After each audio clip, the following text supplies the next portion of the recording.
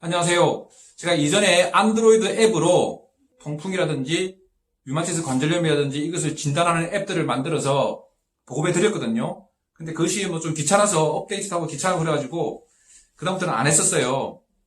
근데 이제 어제랑 오늘 아침에 그럴 만한 계기가 있어가지고 다시 안드로이드 앱으로 만들어서 보급하기 시작했고, 안드로이드에 있는 애플스토어는 앱스토어에 있지 않고 제 블로그에다 올렸으니까 다운로드 받아서 설치하시면 돼요. 다운로드 받아서 설치하는 거는 제일 뒤에 보여드릴게요. 어차피 먼저 배경을 설명드릴게요. 배경이 더 중요할 수도 있어요. 저희 집에 어떤 손님이 왔는데 그 손님이 그 류마티스 관절염이 아닌가라는 것을 걱정하는 그런 단계가 됐어요. 그래서 제가 류마티스 관절염의 진단 기준에 대해서 설명드렸거든요. 많은 사람들이 병의 진단에 대해서 되게 어렵게 너무 단순하게 생각하는 경향이 있거든요. 그 류마티스 관절염 진단되려면 무슨 기준이 돼야 되는데 피검사에 해서 나오면 그렇고 아니면 아니다, 이런 식으로 생각하는 사람들이 되게 많아요. 그렇게 단순하지 않거든요. 그 단순한 걸 설명하려고 하니까 진단 기준을 설명해줘야 되는데 그분 가족들, 내외들, 그리고 저희 내외 이렇게 4명이 받았는데 그 설명하려니까 핸드폰이 있으면 딱 좋았는데 핸드폰이 없으니까 안 됐고, 핸드폰이 있었는데 핸드폰에 그 앱이 아까 있지 않았거든요. 그래서 이 설명이 참 힘들었던 거예요. 그래서 제가 핸드폰이 있으면 참 좋았겠다는 생각이 들었고, 오늘 아침에도 저희 그 의사들끼리 하는 컨퍼런스가 있어요. 매일매일 합니다. 그래서 이제 거기에서 이제 강직성 척추 진단 기준에 대한 얘기가 나왔어요. 그래서 제가 강직성 진단 기준 바뀐 지가 엄청나게 오래됐는데, 그걸 우리 다 그에 대해서 잘 모르는 분이 있다, 그런 얘기 하면서 HLA-B27이 진단 기준에 들어갔다는 걸 이제 이야기하게 된 거예요. 그래서 이제 그 설명하려고 하니까 이제 딱 보여줘야 되는데 이제 딱 핸드폰에 딱 있으면 딱 보여줬는데 그게 못 얻어가지고 핸드폰에 설치해야겠구나, 그런 생각이 들어서 하게 됐어요. 그래서 이제 예를 들어서 한번 볼게요. 이게 폼은 별로 쉽지 않지만 제가 만든 류마티스 관절염 진단 기준이거든요. 이게 2010년도에 나온 기준이에요. 옛날 기준하고 달라요. 그리고 지금은 더 달라졌을지 모르죠. 그건 제가 또 이제 업데이트해서 또 올려야 되는데 그들이 귀찮아서 안 했어요. 옛날에 이렇게 책 쓸 때 업데이트 한 건데, 이것만 보더라도 개념은 알 수 있어요. 그 전과 이후의 개념. 그 전에 류마티스 관절염의 기준하고 2010년 기준이 많이 달라졌고, 그때가 큰 의미가 있었어요. 왜냐면 약들이 많이 좋아졌단 말이에요. 조기에 류마티스 관절염을 진단하기 위해서 조기 진단을 하도록 트렌드가 바뀐 거예요. 그 전까지는 그 약을 치료해서 증상은 좋아지게 하더라도 전체적인 병의 코스를 바꿀 수는 없었는데, 최근 아니죠. 2010년이니까 최근도 아니죠. 그때부터 약이 확 좋아지면서 이렇게 조기에 진단하면 이제 병의 환자에게 큰 도움이 될 수 있기 때문에 조기 진단하는 쪽으로 진단 그 기준이 바뀐 거예요. 큰 틀이 바뀐 거죠. 제가 개발한 건 아니지만 그 어떤 의사들이 또는 연구자들이 한 큰 업적 때문에 이렇게 바뀌게 된 거고 참 다행이라고 생각해요. 보면 이렇게 진행해 주는데 큰 관절이 1개냐 2개냐 3개냐에 따라서 다르고, 그 다음에 이제 류마티스 RA 팩터가 있느냐 없느냐, 그 RA 팩터가 있느냐 없느냐에 따라서 낮은 약가는 2점, 높은 약가는 3점 이렇게 돼 있어요. 이렇게 낮은 약가 2점, 높은 약가 3점, 이렇게 해서 난 3점이다. 또 없으면 없다. 그 다음에 ESR-CRP도 있으면 높으면 양성, 1점이에요. 크진 않죠, 배점이. 증상 기간도 중요해요. 증상이 6주 이상이면 이제 1점이 되는 거예요.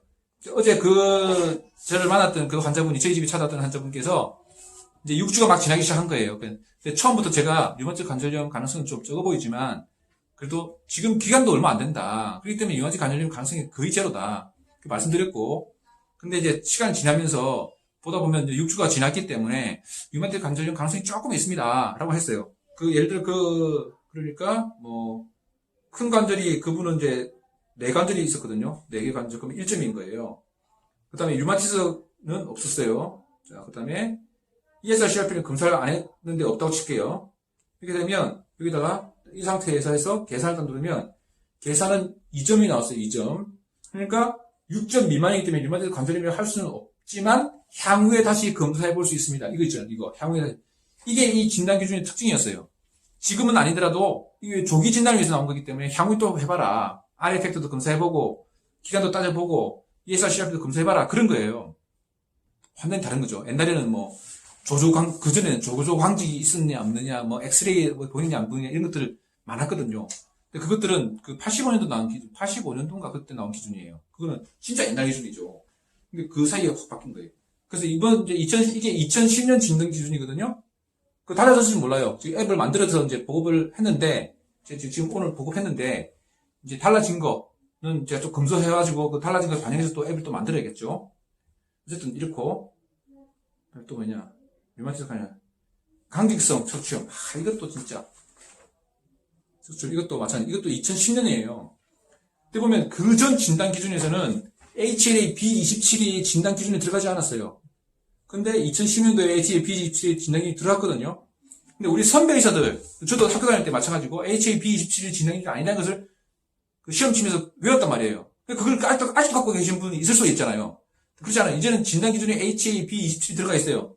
그리고 그 강직성 척추염이 옛날 정형외과에서 제가 학생 때 배울 때 느낌은 정형외과 질환이었어요. 정형외과에 국한된 질환. 근데 이제는 그냥 일종의 신드롬처럼 해서 다른 신체 부위에 있는 그것도 중요하게 생각하게 됐어요. 옛날 진단 기준에는 뭐 가족력 이런 게 없었거든요. 근데 이제는 보세요. 이 기준을 한번 보세요. 보면 쭉 보시면 여기에 가족력도 한 점수 들어가죠. 그다음에 크론시 장염도 있어요. 그 다음에 포도막염, 눈에 생기는 포도막염, 건선 이런 것도 들어가고요. 부착부 건염, 발굽진이나 이런 것들 이런 것도 다 포함되어 있어요. 그리고 옛날 기준, 우리 선배 의사들이 저를 포함해서 옛날 의사들, 저도 옛날 의사 돼버렸네. 옛날 의사들이 학교 배울 때는 강직성의 정도, 뭐 굽혀가지고 등의 길이 재고 뭐 이런 거 했거든요. 그것이 진단 기준 안 들어가요. 그거는 진단 기준은 아니지만 얼마나 심하냐에 대한 기준은 돼요. 오래됐을 때. 근데 이제 이것도 마찬가지고 강직성 척추염도 마찬가지인데 이 목표가 뭐냐면 조기에 진단하겠다는 거예요. 그렇게까지 돼 있는 거 아닌 거 진단하겠다는 거고 또 바뀌고 또 있어요. 저 HLA-B27 있죠. 이것도 중요한 거고요. 중요한 거고 방상선화적 관절염 이것도 되게 중요해요. 보면 이번에 제가 오늘 올리면서 약간 바꾼 게 이 설명이 있는데 설명을 하게 되면 이 설명이 나와요. 이렇게. 그리고 설명 한번 더 달으면 설명이 또 닫혀요. 옛날에는 딱 열리기만 하고 닫히지 않았는데 이제 약간 업그레이드 했어요. 그 설명을 딱 보시면 저쪽에서 이렇게 뭐 자세히 설명이 글로 설명되어 있어요. 이걸 한번 읽어보시면 좋아요. 어떤 뜻인지. 그리고 그래서 보면 방사선학적 천장 관절염이 있으면서 방사선 천장 관절염이 뭐냐? 그냥 엑스레이나 MRI 등으로도 돼요. 옛날에는 MRI 기준이 없었거든요. 엑스레이로만 기준이 있었어요. 이제 MRI로 진단할 수 있어요. 조기 진단을 위해서 그렇죠. 이 방사선학적 그게 있으면서 다른 거 하나, HLA-B27이 있으면서 다른 거 두 개, 뭐 그렇게 돼 있을 거예요. 오케이. 좋았어. 이런 것들을 기준을 갖고 있으면 의사가 진단을 놓치지 않겠죠. 게다가 핸드폰에 있으면 더더구나 환자한테 보여주기도 좋겠죠. 그렇게 해서 만들었으니까 지금 됐잖아요. 자, 볼게요. 만약에 HLA-B27이 하나 있고 나머지 가족력이 있고 포도막염이 있었다. 이거 하나, 이거 두 개예요. 탁 하게 되면 강직성 척추염으로 진단할 수 있겠죠.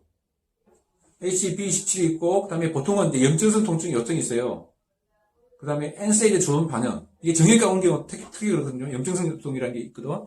그 다음에 그 약을 쓰면 증상이 많이 좋아져요. 이 두 개만 되면 딱 되면 진단 보면 설명도 돼 있어요. HLA-B27의 양성이면서 두 개 이상의 양성으로 되면 그러므로 진단됨 이렇게 돼 있어요.